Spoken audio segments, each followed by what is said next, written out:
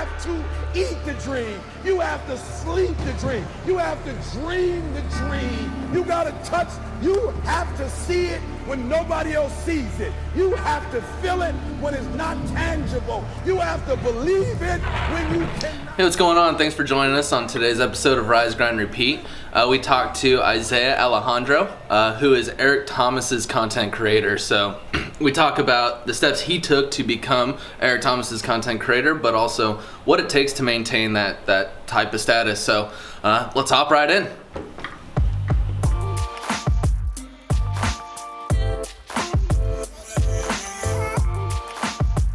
But I mean, for me, like from the very beginning, I grew up in Avondale my whole life, so that's why I'm like when people are like really nice, I'm like, you guys aren't from around here, are you?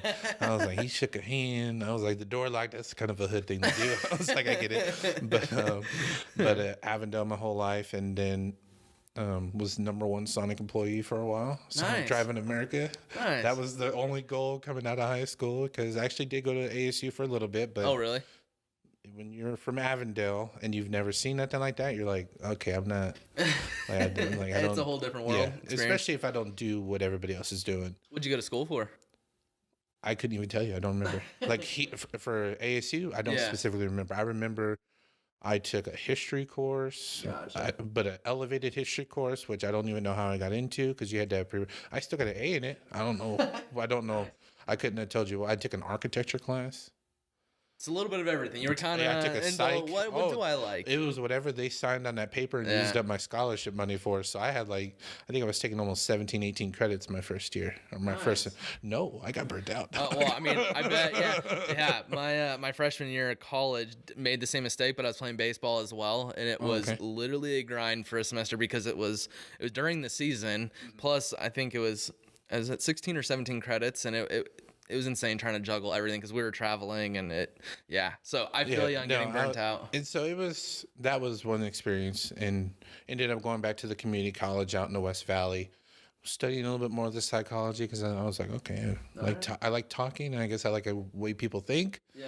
And then one of my weird family dynamic, but one of my nephews, his wife, she was like, you should try medical assisting. You seem like you'd be okay with people, and blood doesn't bother you. I was like, no, blood don't bother me at all. So more of it, the better. I was like, let's knock somebody out. And she introduced me to the Bryman School. And so going back to what we talked about earlier about the characteristics thing, I'm a process person. Okay. So the whole time I'm trying to figure out, what's step one? Well, what are we going to do next? Okay. Yeah. And then what are we going to, and so when I saw the medical assisting school, they're like, okay, you're going to go to this class, this one, and then by the end of it, you're going to have a medical certificate, and we're going to help you find a job. Right. I was like, in my mind, I was like, yes, that was better than ASU, because ASU was like, explore. Yeah.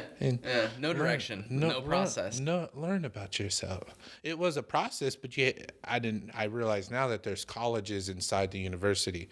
And so if you're interested in psychology, you go to the School of Psychology, and they lay out the blueprint of what. So in hindsight, I could probably go back and kill it. Yeah. But it was like, at the time, it was like, okay, did the medical assisting course, got my certificate, flying colors, and then I ain't gonna lie, I pretty much just checked out mentally as far as growth for about 11 years. Gotcha. 8 or 9 years. Gotcha. So were you medical assistant for that 10, 11 years? Okay. And star medical assistant, ran some clinics. Like I said, I'm familiar with everything that's going on here. Got comfortable and just kind of set on cruise control? Well, your goals switch a little bit. So one of my goals always growing up was just to have a family, have a job, and then that's it. My mom was born in Illinois, so she's got that blue collar thing. Gotcha. Where it's like we don't complain, we just get up and go to work, and we just do, and that's it. If the bills are paid, everybody should be happy. And I think what we should probably know now is that even if the bills are paid, that doesn't necessarily mean that everybody's happy. And I got introduced to new information. And I was like, I don't know what this is, but what is entrepreneur? I couldn't even spell it at the time. I still couldn't barely spell it. I still have a hard time spelling it. I'm glad there's autocorrect. I just do business stuff. I was like, no. Because like I said, what do you call that? Yeah, I was like, and even then, entrepreneurship, the way Gary Vee breaks it down, the way Eric Thomas, the guy I work for now, breaks it down. Now, how everybody breaks it down is completely different. But I actually ended up going to my first public speaking conference, and so I got to see Les Brown, and that was a whole experience because up until that point, I didn't know what that was. I didn't know what personal development was. I didn't know what professional development was. I didn't know you can get paid to be on stage and do all that. I didn't know that you can pay to just talk and then bounce. And I was like, okay, that sounds much better because I'm at work already and people are asking me a whole bunch of questions and I'm already having to talk a lot, but I'm only getting paid $16 an hour. Yeah. And so you mean to tell me that he went up there and he's going to get $25,000 and I probably done more in a medical assisting training than he just did in a whole hour speech. Now, don't get me wrong, the power, the veracity of which people speak, but I was like, the actual tangible stuff, I was like, I probably can give you guys more in 2 hours. Yeah. But they're never going to see it because I haven't gotten started on what I was doing. And I started with Avondale Advantage, and that was based off of Eric Thomas, who's out of Michigan. You ever heard of Eric Thomas? No. I mean, today, I know these guys have. Yeah. Yeah. Okay, so I would tell you that is who I work for now. But at the time when I first saw him speak, it was the first time I heard positive male in my life say that you can probably do more and this is why you're not doing it. Gotcha. And I never had somebody come at me like that because I paid for the whole VIP experience. I was Okay. like, let me see what and so I was asking questions, and you think you're a ruler of your world, and then you get into a room of people who've been around the world and they're like, no, you're doing this wrong. And I was like, man, I was like, I don't think I paid for you to come and tell me everything I did wrong. I don't know if this feels right. And so, but that experience, that was in May of 2016. Okay. So still fairly recent, And that just kind of triggered that. He had something called the MSU Advantage for Michigan State University. And what that was is every week they would meet up, talk about personal and professional development, and how they can use it throughout the week. Yeah, I love that. Just networking, coming together with like-minded people. It's amazing how just having a couple conversations, it just gives you ideas, and everyone can get ideas and just kind of grow from there. And then kind of going back to what we were talking about earlier, what I want to do with this place is kind of gut that out so that we can create something that's like a weekly or bi-weekly or monthly, whatever it is, a type of meetup where, it sounds like you've mentioned Gary Vee, Eric Thomas. It sounds like you're in the same mind frame is kind of what we are. And so it's like creating a space where you can come and collaborate. And if growth is what you want, you might as well leverage what each other know and grow together. And I love that. And that's how it started for me, because then I was like, I'll just start the Avondale Advantage, and that's the website that you saw. That's more of a passion business as opposed to what I'm able to actually really do. Mm-hmm. It's been one of the things I was like, okay, I have to go back and give to this because this is what got me started. Yeah. And actually I started speaking every week. People would let me use their buildings. There's footage somewhere on YouTube about it. But it got to the point to where it was like, okay, Eric Thomas started his own speaking school. Mm-hmm. And I went into that. And so I went all into that, was flying to Michigan, driving to Texas. That's cool that you chased that and pursued it. Saw the opportunity and just ran with it. Well, I'm going to tell you,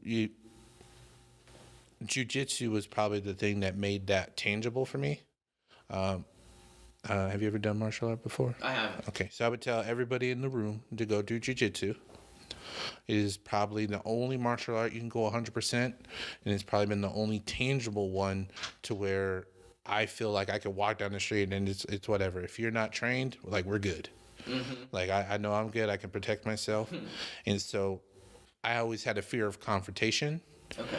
In jiu-jitsu, it's constant confrontation. There's no... You're literally walking into confrontation. Yeah. And so getting choked out by a 15-year-old when you're 32 is like, when you're growing up, like, the older person should win. So after that, I was just like, there's nothing like else to be afraid of. And then all I've done is just tack on to that.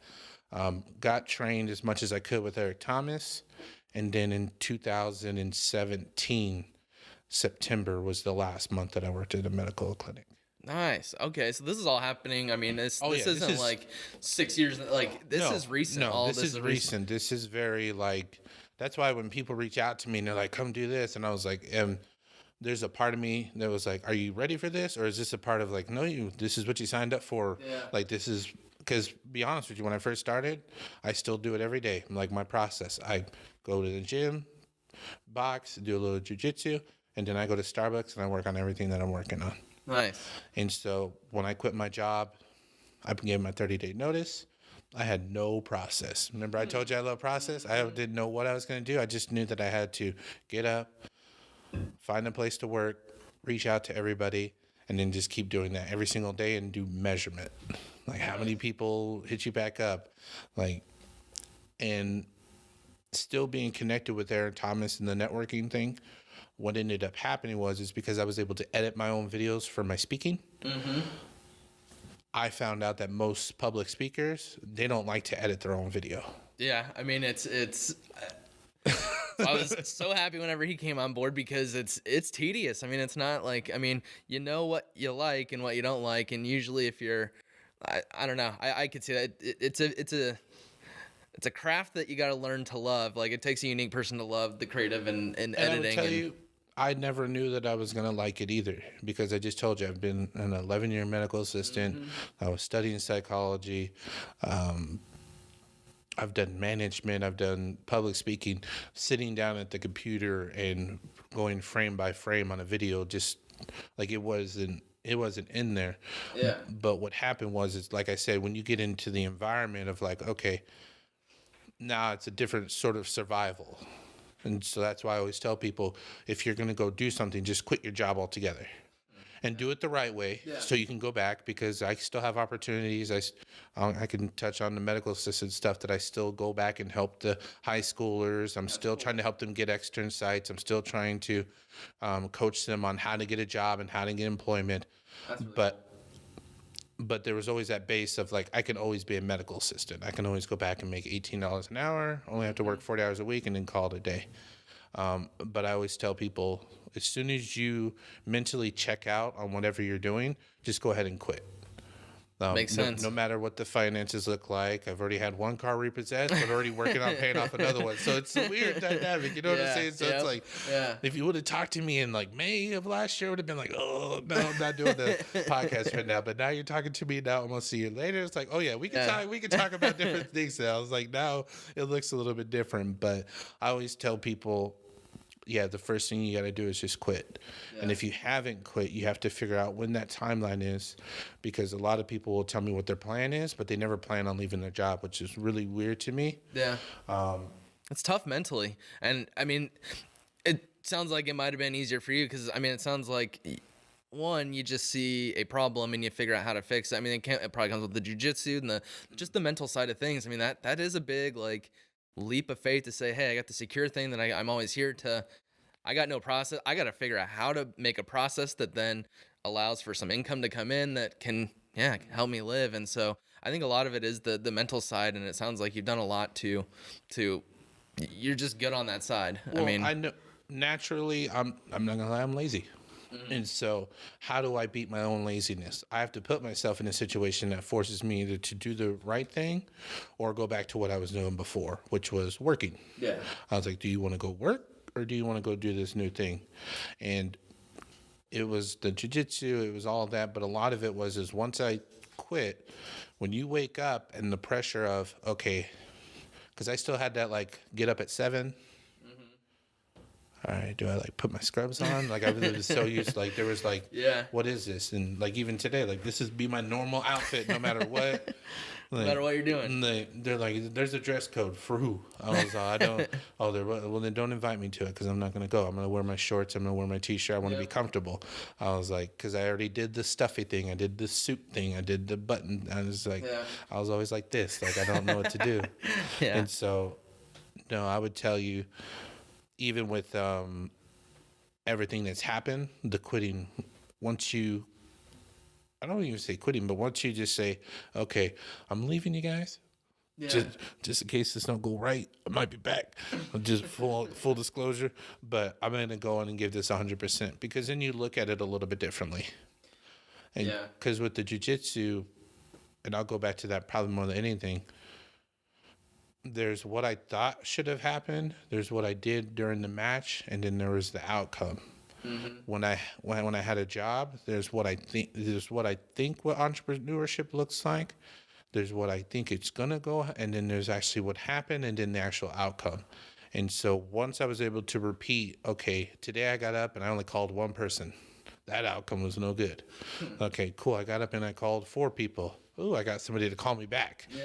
Okay, and then that was just Yep. a cascade effect. Yep. I love that you do that because, I mean, it's preached all the time, and here just, I mean, it's reporting in a sense. It's looking at numbers and identifying what am I doing, what is the output, and then what does that give me, and then just optimizing what your output is based off of, I made 1 call. Hey, I didn't get a client. Well, let's see what happens when I do 10 calls. And then you start, I mean, kind of optimizing your day or your life based off of what you want to achieve, and then doing the things and seeing what leads you there, and then just kind of, changing your day-to-day based off of what's driving your goals. Yeah, and I'll even tell you then, I didn't have any goals when I quit. Mm-hmm.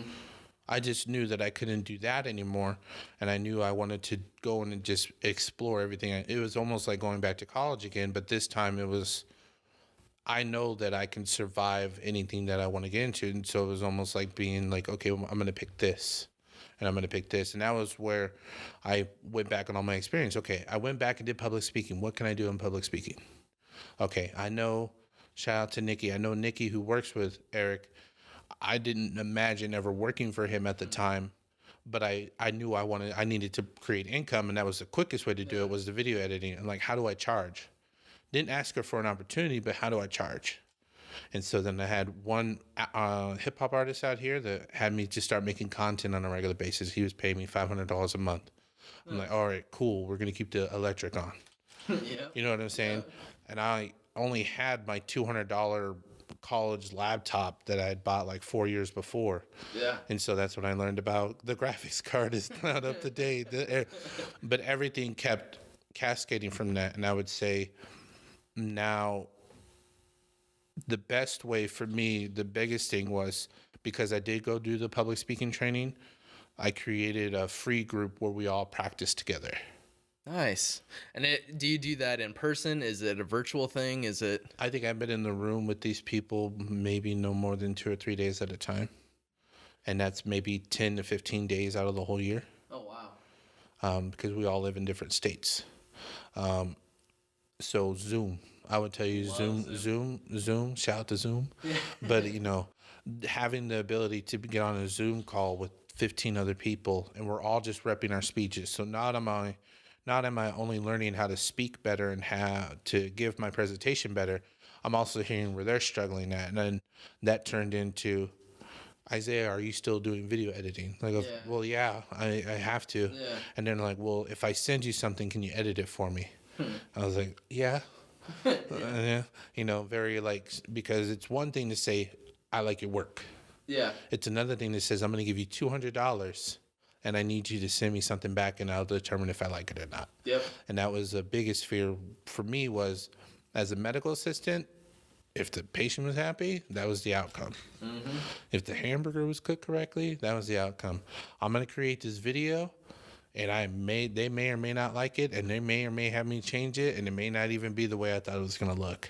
Yep. And so when I started doing all of that, and then going back and forth, I was able to get connected with 2 speakers, and I've been rocking with them ever since. Nice. On top of everything else. Nice. That's awesome. So, I mean, you bring up a great point when it comes to just the creative aspect of things. It's like, me as a client, I have envisioned what I want, and then tell it to you. You kind of envision. I mean, that's a tough, like, basically taking 2 thoughts, bring it together into an actual video or piece of creative. And like, what has been your process in trying to get there quicker? Are there certain questions that you ask to kind of get that detail out so that you guys get those 2 visions together into the actual video? Yep. So the first 2 clients that really got linked with me were Val and Jorge. So Valari Humphrey, she's a public speaker out of Chicago. Okay. And Jorge Sierra, he's a public speaker out of Worcester, Massachusetts. I learned their story better than they learned their own story. And so the process for me, whenever I'm creating content or I'm going to coach somebody on speaking or help them even rep, is I got to know their story better than they know it. And so even like if I were to come and help you guys with something, I would want to know every single thing. I'm be like, was there a time you argued with your wife? Was there a time you argued with your spouse? Like, because everything is content. And so the way we were able to develop that relationship and that thought process was I learned everything about him. Which is a lot of time up front, because it's essentially what you're trying to do is storytell through content, creating Well, I content. didn't even have to, but remember I told you, I started the free group, which allowed us to rep together. Gotcha. And so we were all trained through Eric Thomas's program. So there was already okay, this is my 10 different things that are my unique life experiences for me. This is and then I'm paying attention to the thing that triggers the most emotion out of me. And so for Jorge, I know on May 2nd of 94, he got gunned down in front of Bristol, Connecticut courthouse. I know Valerie Humphrey, she had 0.923 grade point average when she first flunked out of college and then had to go back home and go through secondary college. And so just knowing how they were repeating their story, then, okay, now I know your story 100%. Now I just need to know what your brand looks like. Yeah. And so Jorge, his colors are red, black, and white. Val, her colors are orange, white, and green. And so then now all I have to do is take their story, take the content that they provide me, whether I record it or they get somebody to record it, and then I already know their story. They just got to give me a target. Yep. No, I love it. So, I mean, even if it is the free group and you're learning it, it's just a matter of sitting down and listening and actually having a conversation. Because it's sometimes whenever you deal with a client, sometimes it's like, hey, I want to do this, go make it. And it's like, well, getting the story behind why you want to do it, and it's just having that conversation just helps. To me, I mean, the more conversations we're having before the fact, it seems like we do on that first look, get there quicker and a little bit better, because it's having that dialect or that story up front. And but it's also knowing the person too, because I'll tell you, there's a client that I'm getting right now that we're in the position of getting, that it didn't, like he's a C. He's what we call him in my group, or the group that I belong to, he's a turtle. He has to have every detail of what I do. He has to, and not know my story, but he wants to know, okay, if I send you 30 minutes of footage, how many videos can you get? Well, like, well, I don't know. I haven't watched it yet. Yeah. As opposed to now my answer is, if you send me 30 minutes, I'm trying to use every 5 minutes of your footage. And so there's a little bit more, I know how to speak to him as a detailed oriented person, as opposed to somebody who might be a high I, or what we call like a flamingo. They want colors. They want to know that you're going to add the cool transitions to it. They were like, oh, I don't care what you do with the video, but if you do this, like zoom in, zoom out transition I saw on Steve Harvey's video, we straight. I'm like, okay, cool. And so it was just, like you said, the listening part of, okay, now I know my story. All I have to do is take their story and put it into this machine, and then just really just ask them what they want. Because as a creative, I want to create this big old movie for them. And then I'm like, I already have your Lifetime series and your CNN documentary and your Netflix special in my head. And really all they want is you to put the logo on the thing, put some chill music, make sure it doesn't look fuzzy, and send it back to them. And I had to be comfortable with that, because in my mind, if you gave me more than $20, I had to put all this effort into it. Yeah. As opposed to, no, I'm going to give you $300. And the reason why I'm giving you $300 to what seems to you like minimal work is because I gave $500 to this other person and he completely jacked it up. Yeah. And so that was like the biggest step for me, especially with Val and Jorge. It was like, okay, as you move forward, you got to know that just give us what we want. And if you can't do that, just let us know up front, or let us know that this is something out of your realm that you're going to be trying. Yep. No, that makes sense. And it sounds like the whole premise of everything, it sounds like you're really good at just communicating, listening, even just talking. And that's, so, I mean, you've been mentioning a lot about video and working for Eric Thomas. So what is it that you do now? Do you still work for Eric Thomas? Is it just? I'll get you. So probably about March or April of last year, because I've had to revisit this conversation, because it's been about a year since all of it's been going down. I stay connected with Nikki, helped her on a few projects, stay connected to Eric Thomas's group. It's Breathe University. We call it BU, and that's where we do all the assessments and stuff. But was staying connected and then helping her on here and there. And then that trust factor of like, okay, I'm going to give you this video, Isaiah. This is who it's for, and I need it by this. And then it was for Eric Thomas, and it was for the morning video. It's coming out.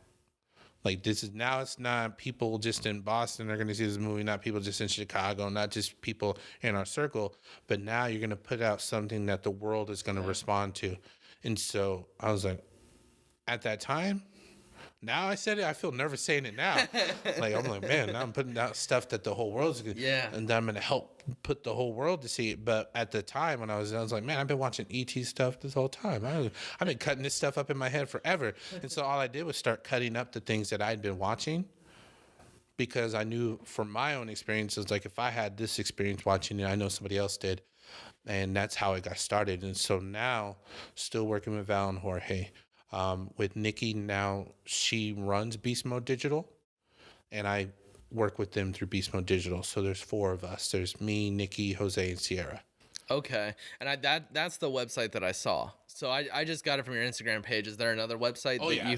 Don't find it yet. I'm still working on it. Beast Mode Digital is the site that they created. Jose's really good at creating web pages. Yeah, it looks awesome. Oh, yeah. So, okay. Yeah. That was the website you said. Yeah. Don't find AvondaleAdvantage.com yet. Yet. I have to go check it out. But you can go check it out. But it's just Wix. Yep. There we go. Sign up for. If you're just starting out, I mean, it's perfect. Wix is perfect. I mean, I don't think it's great for long term, but I mean, like if you don't have coding skills or anything like that, I mean, it's good to get started. And that was the thing. Great opportunity. I had to, I was very self-aware of who I was and what I needed to do. That's why Avondale Advantage is on this end and Beast Mode Digital is on this end. And so I have the opportunity to put time into both.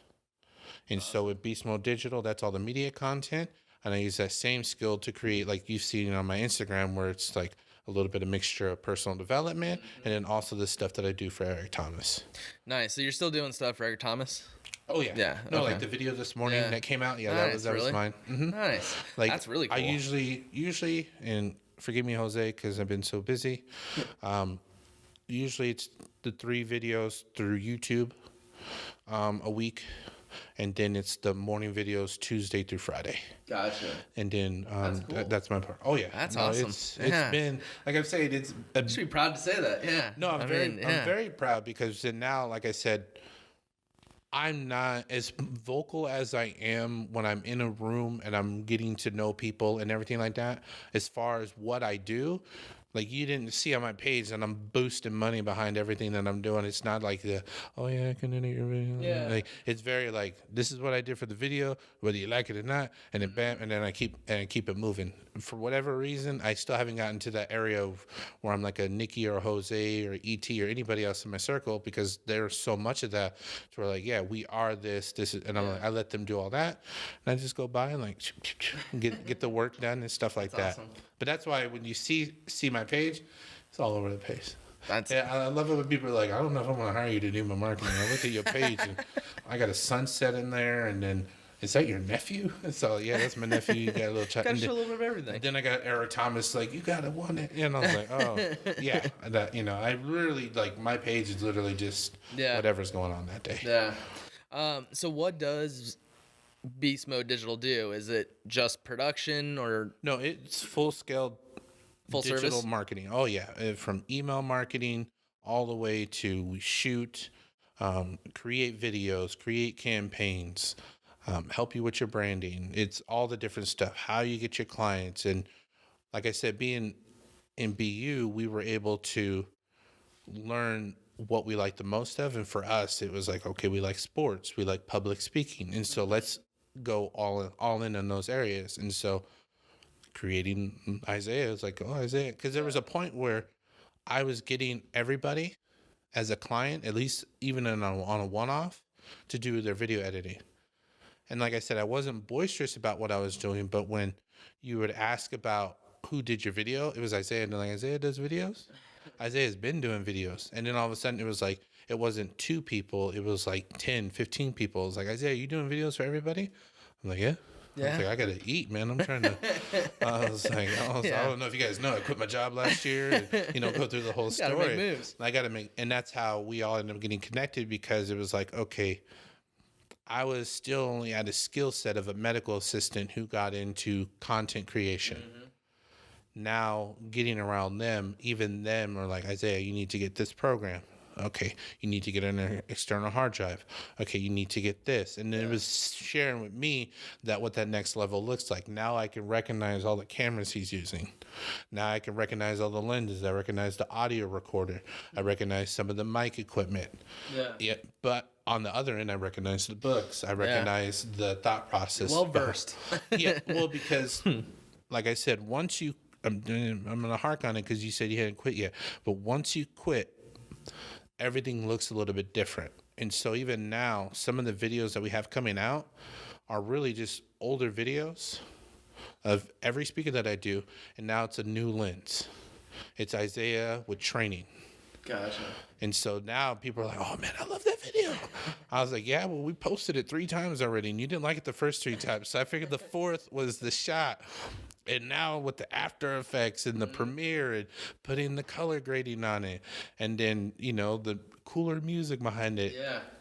Just set it off. What is the thing when it comes to video that you think people love the most? One thing that we're seeing a lot is the good old slow motion and just super close zoomed in. Like, when it comes to just videos, is there anything that you're seeing from It's different per person. So if you ask me with Val, I'm trying to get Val into fashion. Even though she's an educator, she's 28 years. Every time we do a video for her, they're like, Val, I love your shoes. Val, I love that dress you got on. And so for me, it was like, how can I showcase that? Because she has a lot of, as a person, she's just a lot of style. And so for her, always making sure that she's in front of the camera, always making sure that she's got a new, now even her, she's got a new outfit on. So it looks like every time she speaks, it's completely different. And because even now we're like, we refer to her videos, it's like, oh, that's the green outfit with the white shoes. Like even me, I've got this fashion sense now. I was like, okay, I'm going to wear the black shirt with the blue bottom. Everything starts rubbing off. But with Jorge does student motivation, but he does student motivation with people with gang affiliations. So if I come with giraffes and I come with like corny stuff, they're gonna be like, what the hell is going on? So with him, it's more of a grungier look. And so they like it when I put that, my video editor people know, but when I put the LUT on, like this luminary thing, the LUT, you know what I'm talking about? Yeah, so when I put that color grading over it, that gives it that darker tone feel, almost like a drama feel, like it's Law and Order going on. When I put that on there, they're like, oh man, that's intense. You know what I'm saying? And then for me, my biggest thing for Eric is B-roll. Always, we hear him speak, he has so much energy. It's almost like he's narrating the movie. Because even he loves doing, I know he loves doing voiceover work. And so when I can create a movie for him, the better. And the better, and the more, in the videos that have done the best, besides the one about his mom, even that one had a ton of B-roll in it of him and his family. Anytime that I can put B-roll on his footage, and it's almost like he's narrating it, yeah. That's what it does? Yeah, because I tell you, Meek Mill's album, I think, Wins and Losses, I think it was. The opening track is his voice on it, and then when Meek did the movie for it, there's a part of the movie where you hear E speaking while before they're about to get gunned down. It's like super intense. Dang, and so I'm going to listen to that now. You know, so that's what. Well, if you go and you look, it's the Wins and Losses. It's that first chapter 1 or chapter 2. I'll send it to you. No, trust me, I love it. I watch it all the time. I'll be at Starbucks watching people like getting gunned down. They're like, "What are you doing?" I'm like, "Oh, it's Meek Mill's video." Like, you have a vanilla frappuccino. Yeah, and I'm you know, it's it's even weirder when people come in and they'll see me working on different projects. They're like, "Is that Eric Thomas?" And I go, "Yeah." They're like, "You like him?" I'm like, "Oh yeah, I kind of have to. I got to work for him." Yeah, because I live in Avondale, Arizona. He's all over the world. So when the last person you think you're going to run into at the Starbucks in Avondale, Arizona is one of the editors. And so, so I would tell you, you have to see what everybody's responding to. And that's why I was like, you got to read the Gary Vee book all the way. And I would even tell you, read Jab, Jab, Right Hook. Only specifically because then you learn how to put the content on the right platform. And so, because we don't conversate a lot on Twitter, their Twitter pages don't do great. But they've gotten engagements off of Twitter because people still watch it. They just don't, but they never talk to her on it. So she never talks. She's gotten engagement. Val's gotten engagements off of it. Okay, cool. Don't really do much on LinkedIn. We just post the video. But LinkedIn, you should be messaging and trying to network. Oh, yeah. Still get engagements off of there, but they don't respond to the content. So as a media person, I'm thinking LinkedIn's not working. I'm thinking Twitter's not working. But I tell you, it's always how somebody responds to it is the best gauge for it. Oh, definitely. Even if it's one person. Yep. Because people love it when I post a video about David Goggins. David Goggins has his own page, but when I post a video about it, people are like hitting me up. Oh, did you read his book? I was like, you don't even know how many times I read the book. I can't get the damn thing out. And so it's always just how I would tell you, like I said, like we said before, there's what I think it should look like. There's what the client wants. And then there was the actual outcome of when we put it out. Yeah. And the good clients that I had when we got a bad outcome is back to the drawing board.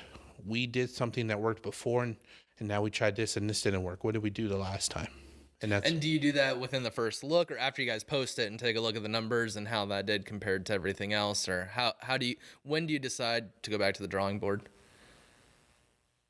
So, in the very beginning, it was just consistency. Mm-hmm. So if you have a new client, and this is with anything that you're doing, if you're new to it, you just want to put out more than everybody else.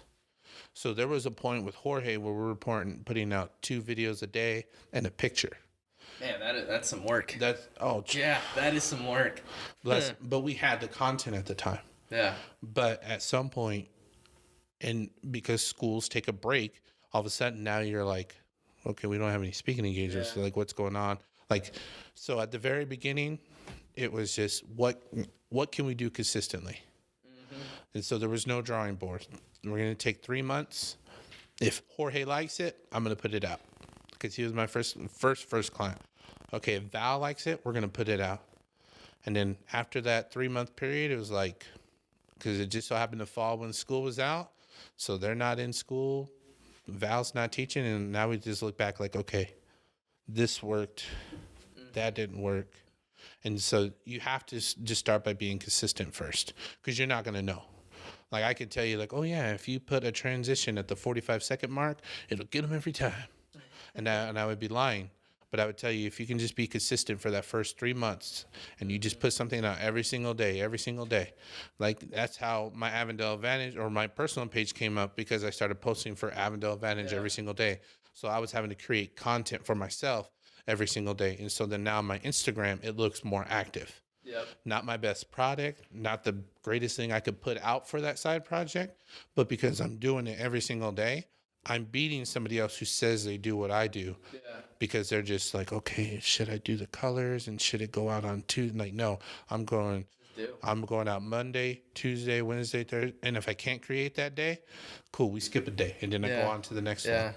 Yeah, I don't dwell on the day you skipped. It sounds like I love having this conversation with creatives because it's a lot don't post because they're striving for perfection, which then there's a cost by not getting to market. But it sounds like it sounds like that doesn't affect you. Has it ever before? I'm like, I don't want to. This is off a little bit. Silly pose, but I put up an Avondale Vantage page. I was lucky to always be ugly my whole life. And some people took it wrong. They're like, you're not ugly, you're handsome. And I'm like, thanks, saying to my sister-in-law, my aunts and uncles, like, dang, appreciate it. I'm not getting down on myself. But there was a level of expectation of Isaiah is just a medical assistant. We don't expect anything out of them. And I think Gary Vee's even talked about it. Everybody crapped on him his whole life. Eric Thomas talked about it. I was just a high school dropout. Nobody ever expected anything of me. And so then when somebody really cared about me and they said, I expect a little bit more out of you, I can do more. And so that was just it. I've never been like, I'm not going to win Mr. Universe yet. I'm not going to win all this stuff. And so on a personal level, like what, like you're going to hate my video? Okay. I know jujitsu. Like you want to scrap it out? Like we could, let's go meet. Like, no, seriously, in my mind, that's what I'm thinking. I'm like, okay, like last night, I like to comment on the Joe Rogan podcast because I love watching Joe Rogan's podcast. Mm-hmm. Yesterday, they had the Twitter executive on. They had I don't even know their names anymore. They had, I think, his lawyer, and then they had some guy pissed off at both of them. And I'm like, all right, I already know how this is going. He's just going to get mad about things that they haven't fixed yet. He's going to say they're never going to fix it, and then the podcast can be over. I don't know what they talked about for 3.5 hours, but I watched the first 10 minutes, and I already knew where it was going. And so I quit watching it. And so it's just the little things like that where it's just like, what it's just Twitter. Yep. It's just Instagram.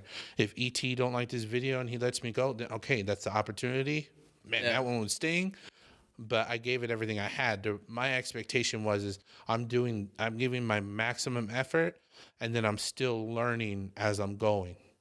Which I think helps with growth because you show that you're a normal human being, that not everything is perfect. So I'll even give you even hindsight. I have to send the morning video to Nikki to check before we even post it, and she can pick it apart. She can pick my whole life apart on 7:00 in the night, and then that doesn't even mean that ET's gonna like it, because then we send it to ET, and if he's feeling the spirit that day, and it's because we're getting content now on a regular basis for him, he's like, nah, I don't want to put this out yet.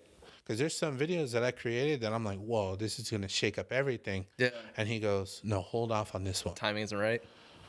And to me, I don't care if the timing's right.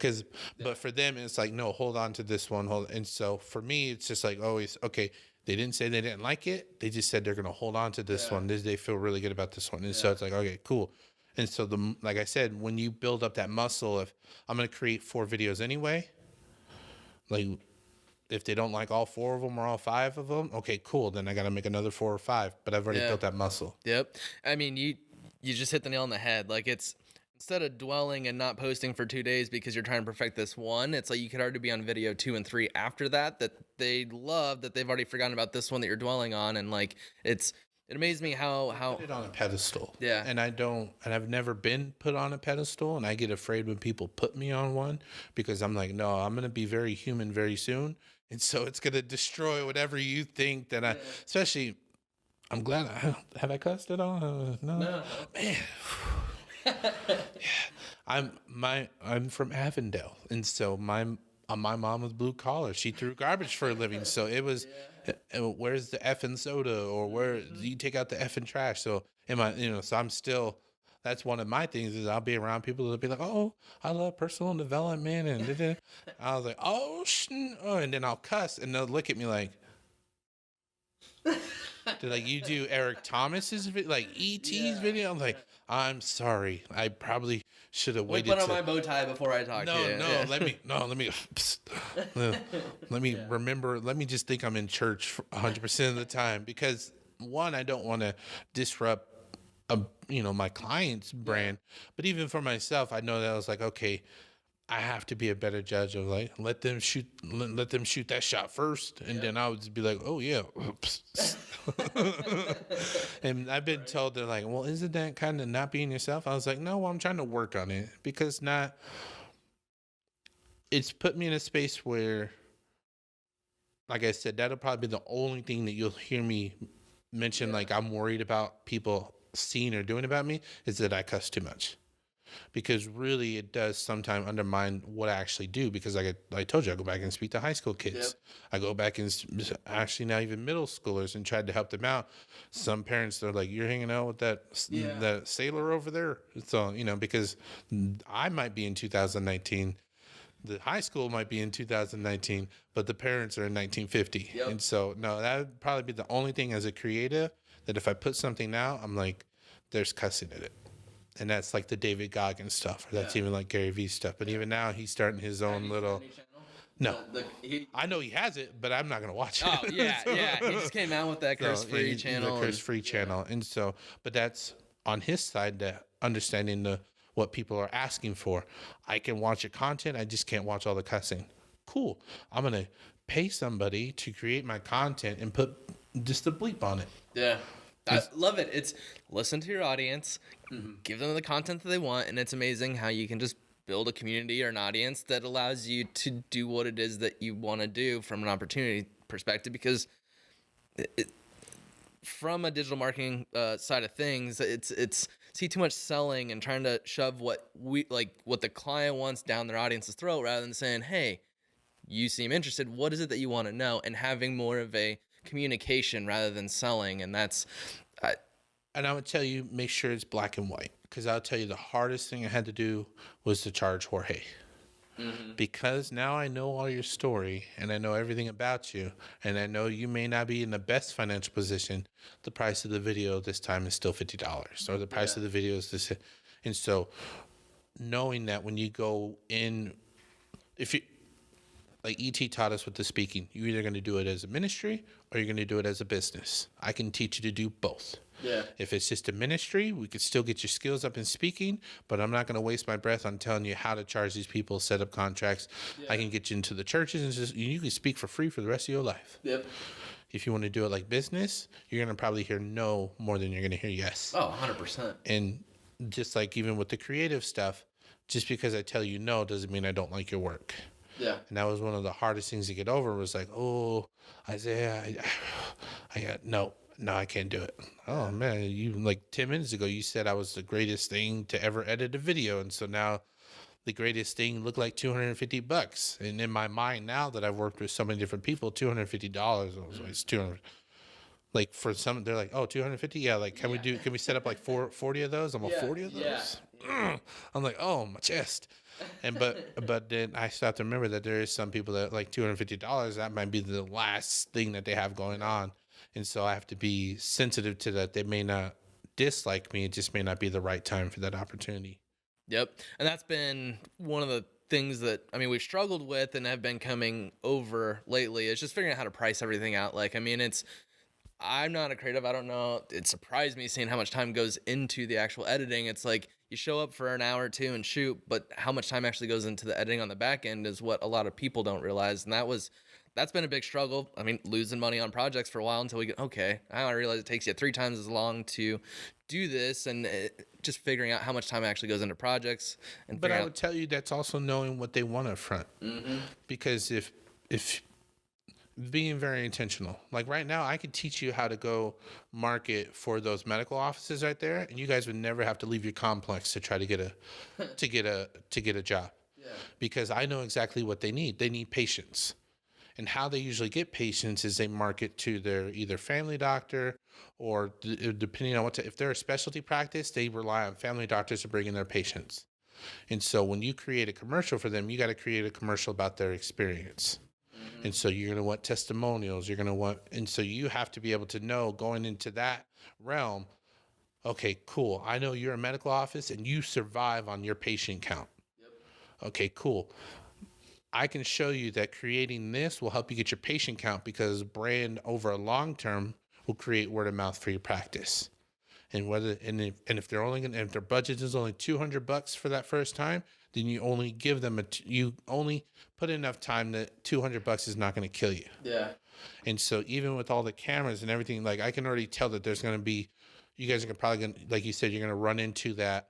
Oh, we're under on some projects because we're spending too much time. And then you keep it as simple as humanly possible. Yeah. You don't try to outdo everybody. You try to get them what they actually asked for. Yeah. And so if that's a lower third with the little title that says Bob's Chiropractor, and it just looks a little bit cooler than his competitions, and he's straight. Yeah. You know what I'm saying? And so keeping all that footage, and I even give most of the time when I got footage, I made sure I kept it, because then I became a storage unit for them. I'm like, oh, okay.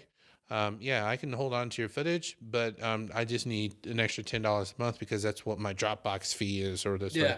And so I had clients start covering bills in the beginning instead of let me not worry about the price point, but this is what all my bills look like as a creative. And then, okay, every new client, like, okay, they're going to cover this bill because they'll cover this for me. Mm-hmm. And then being honest and open with them, like, when I first got Adobe, it was on a partnered, like, shared account. Yeah. I was like, I didn't even know what it was. I was looking at Adobe. I was like, this is not WeVideo. WeVideo is so much easier than this. But then it was like, okay, like I said, I don't do well unless I'm not necessarily backed into a corner, but I don't do well if I feel comfortable with where I'm at. And so I spent the $60 on the full Adobe package. It's like, okay, now you got $60 going out. Yeah. There's nothing you can do at the end of the month that's coming. Yeah. Like, okay, so then now I at least got to do at least one video for $60. Yeah. And so that's what it turned into, because then now if you have all this different stuff, Isaiah shouldn't outwork you. Mm-hmm. And what I mean by outwork is not necessarily the amount of work that you're putting in, but the amount of work that's coming out. And so that means you take the camera and you go shoot the whole building. And then you ask the property manager, hey, if you're trying to get new tenants in, we were practicing footage. Would you like the footage of us practicing shooting your whole building? Because then you put a little 5-minute video together, nothing fancy, but it's just B-roll of the whole facility. Same thing with the medical office. Hey, we did B-roll of the thing. Did you guys need a commercial or anything coming up? And then you just start going that way, because then those are tangible things that they actually need. People need to show what they're actually doing so they can get more business coming in. Yep. And I don't let people tell me that they don't have a budget for me, because then that lets me know what type of a business owner you are.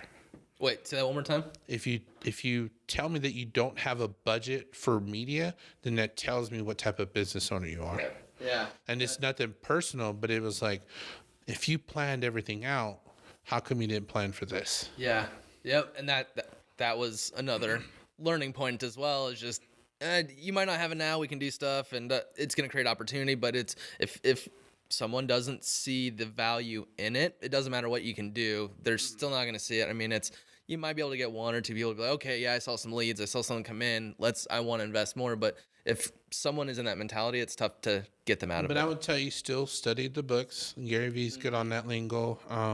Another person that I've learned from was Elijah Rubin. He's a local real estate person out here. He does really heavy on sales. Don't take the first 3 or 4 no's or 5 no's or 6 no's. He's like a 7 or 8 to 9 no person. Mm-hmm. And so even what that looks like is I have confidence of what I'm able to do with the amount of time that I have. So, for example, if somebody wanted me to edit a video today, I probably couldn't. Mm-hmm. And that monetary amount of money that they're going to have to send me to make me stop to do whatever I need to do for my other clients to get that done, it's going to have to be high. Yeah. And it's nothing personal. It's just that I got Val, Jorge, I got my own projects, and I have 3 other projects I need to get done. I already know. Simple supply and demand. Your time goes here. It gets tighter, which means it's just more expensive because... But that also allows you to, when you go and you market to some of these places that you want business from, to say, hey, I can give you an honest answer. This person can have your video done by this date because he spends this X amount of hours on it. Because it's never the amount of time they get on the project. Is they really just want to know when they're going to get it back. Because they're going to give you money to do something that may or may not get them paid. And so as much as you can control the measurables for them or have your hand in the measurables for them, that'll allow you to be like, this is what my asking price is. This is what my asking price is. So go ahead. I was going to tell you, say, because there's a lot of public speakers out in Arizona. And so I'm still networking with all of them, like, because they need footage. They need to be shot. That's why now I just have a camera that's good enough to shoot. Yep. This 24 frame, it's a Canon. I could shoot. I got 3 lenses on it. I have a tripod. If I got a one-off, cool, because I can create off of just one single shot. I don't need the 3. I know how to add B-roll because that's the thing that I love doing the most. I know where to get the best B-roll for myself. Cool. Now it's just a matter of going to the public speakers. What are you going to use this video for? I'm like, I'm going to use it for an ad to get into schools. Okay. Then it needs to be about 2 to 3 minutes. Okay. And this is what we actually need for it. And so what I would tell you, taking your experience from, I'm a public speaker, I know exactly what they're going to need, to, okay, let me create that for them. And so I know what money they should get from it. Yeah. When you take this video, will the first person pay you $5,000 for you to come into the school? Maybe or maybe not. Sometimes it depends on the relationship. But I know that if you spent the whole month and you're all in as a public speaker, that this video should at least get you paid at least once, because that's the quality that we're going to give to you. And this is what we did. Now, if you don't get paid off of that, then that's a different conversation. Yeah. So you mentioned measurables. Do you guys do anything or have anything in place when it comes to tracking? I mean, when it comes to distribution. So do you guys do anything where you literally just produce the piece of content, hand it to them, they do it, or is everything you're doing is we produce it and then here's our distribution plan and here's how we're going to measure it? It depends on the client and it depends on the person. So just for my own experience, so for Val, when we launched her book, it was, okay, how many people clicked on the link to go buy the book? Okay, cool. The school saw the video of the book. How many books did they buy for you to come and speak? And so that was the measure. Once she had the book, we found out what video they saw and they would comment on it, then that was, okay, cool. This video got you 500 books sold. Yeah. And so whatever their price for the book was, you just sold 500 of it. And so the measurables, it depends. That's why it depends on the relationship with the client. The more that you can have with that client to know this is exactly what happened, then there's no guesswork to it. Yep. Because what people will say is, oh man, Isaiah gave me a video and nothing happened afterwards. Yep. Well, I don't know what happened because you didn't let me in on you didn't give me your login. I didn't log in your Instagram. I didn't log in your Facebook. I didn't know if you got any new followers from it. Yeah. And so it's always depends on that. So for me, it's the followers, it's the engagements, it's the books, it's from whatever product that they have going out. Okay, because more followers means more opportunity. Because if I give you this video and you're not selling anything, it's just a video that got you more awareness. And so that's why I'm selling you this. That's why I didn't charge you $500 for this video. I only put X amount of work into it because it's only a $100 video because I'm going to send this to you and it's just awareness. Mm-hmm. And so where I got in trouble with some clients is they were really buying a video for awareness, but they thought they were going to get this from it. Communication, setting the expectations. The expectations more than the communication. This is, like I said, it's good to create a great product. It's good, but that black and white that says, even with now when I do the video, do you want your logo opener at the beginning? Do you want your logo running all the way across? Do you want subtitles on it? Mm-hmm. Do you want something to close with? Is there a flyer that you need to close the video out so they know that you're having an event? Like, let me know everything, because if you just say, hey, I need a video of this engagement, I'm going to make you a killer video and send it right back. Yeah. And if I'm going to put the price on it, this is what my price looks like right now. This is a $250 project because it's going to take this much from me. Boom. Whatever you do with it is whatever you do with it. Yeah. You have the whole thing. You can add your logo. You can add whatever to it.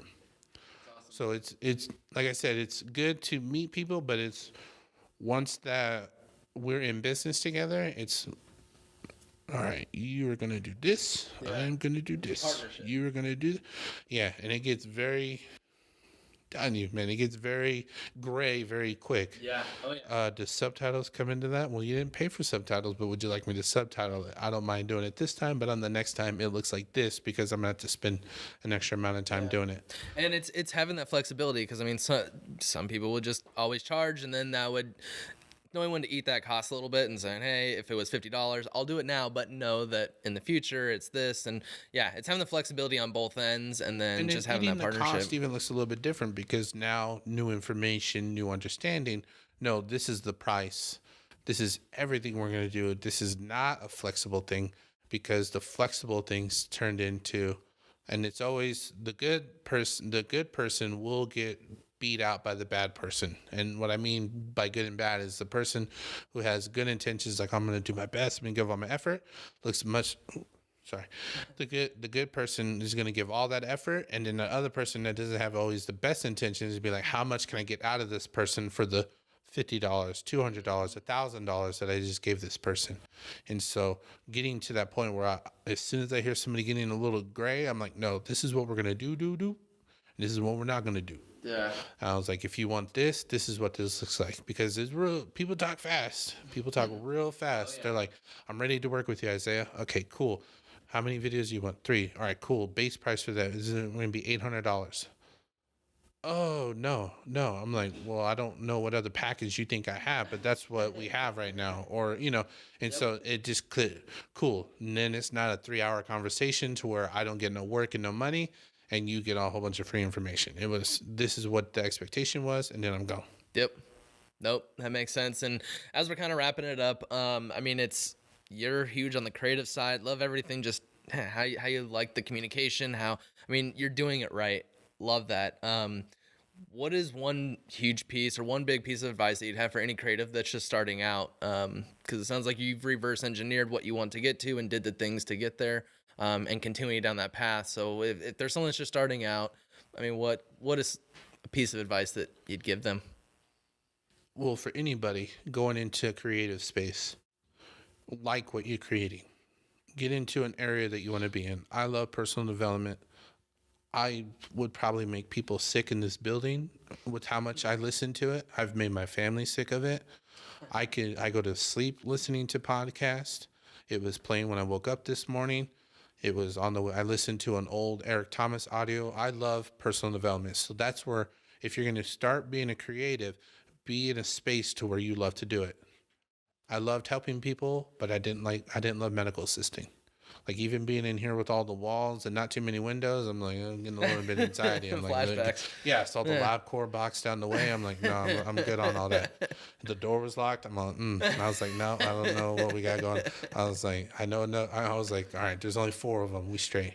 Like, you know what I mean? And so if you're creative, if you're going to do this leap to get into something that you have maybe no expectations for, but you just know you want to get into it, make sure it's something you really love. That is it. Like, if you find me on a given day, you're going to find Isaiah. I don't love the gym, but I love hitting things, so I'm not usually at the gym. You're going to find me at Starbucks. You're going to either find me watching personal development, and the only thing that takes me away from that is my family, or watching UFC. There you go. Oh, sorry about that. By the way, for process, I always have a timer at 12:45. If I haven't started doing something, I need to get moving. Because even the family time, I got to narrow down the family time, because we have to. I love this so much that it will trump what I do for my family, and so I was like, I got to make sure I give to them. Yeah, I always had that timer. I was like, you've been a little lazy today. It's like, it's time to get moving. Yep, I'm trying to navigate those waters too. But I would tell you, as a creative, like everything that you guys got going on here, don't just go after clients. Go after clients that are in the space that you want to be in. So if that's boxers from Mexico, you go and you find how you can serve professional boxers in Mexico, because once they find out you're doing video editing, they're going to love it. Yep. If you love crochet, you find the best crochet parlor in Scottsdale, and you go and you serve that community, because you'll love watching the videos all day, and you'll love being able to create for it. Yep. Yeah, I always struggle when I'm in the space where I'm like, I don't like this person, I don't like their content. This ain't gonna last long. Do what you love, and the days just don't seem like work. I mean, that's not true. I'm not gonna lie to you. That sounds like somebody. You haven't quit your job yet, right? I'm gonna throw you on the spot. Have you quit your job? Yeah. Okay. Yeah. So I'm gonna tell you, no, it don't always feel like that, but I would tell you that I don't know what day it is. Yeah. Like, I had to, like, when you messaged me this morning, like, hey, are we still on for the day? I was like, let me look at the calendar, the reminders for whatever today is. Yep. I now know it's Wednesday, because we have our weekly call with BU for the social media with Nikki and all them. And I do know that I have to get certain things done, like picture posts done by 4 o'clock today. I was like, oh, okay, now I know it's Wednesday. Yep. But before I got up, today was picture day. Yep. I'm going to create nothing but pictures today, because that's all I'm going to do today. That's what day it is. It's picture day. And so, I would tell you, if you're creative, find a place that you want to be in, and then just figure out how to serve that, because it may not be creating content. Love it. Isaiah, appreciate your time, and would love to give you a shout out. So, I mean, tell people where they can find you. And you can't find me. Boom. No, I'm just kidding. My name's spelled funny, so if you follow me on Instagram, it's ISIAHA, and then my last name, Alejandro, ALEJANDRO. If you want to follow our Beast Mode Digital page, it's at Beast Mode Digital, just spelled all the way out. And then my Avondale Advantage page is Avondale, AVONDALE Advantage. I'm not going to spell that one out. We hit my max, but those are the places where you can usually find me. Awesome. Appreciate your time. This is great, and can't wait to see when our paths cross again. No, likewise. Thanks, man.